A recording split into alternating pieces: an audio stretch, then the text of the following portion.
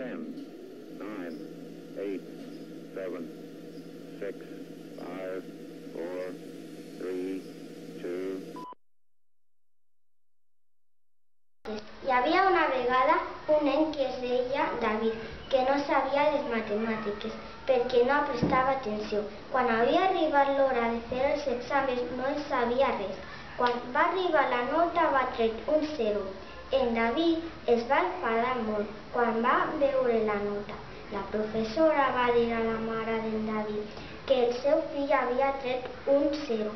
La mare li va dir a la professora que no estudia perquè sempre està mirant la tele i jugant. La mare es va enfadar molt amb el seu fill i li va posar un càstig que era no jugar i no veure la tele. La mare li diu al seu fill: tens que escoltar. La professora en David va fer cas a la seva mare i va escoltar a la professora. Es va posar les piles i es va posar a fer els deures que li va donar la professora. Quan va arribar de fer els exàmens de matemàtiques es sabia tot i va sacar tret un 10.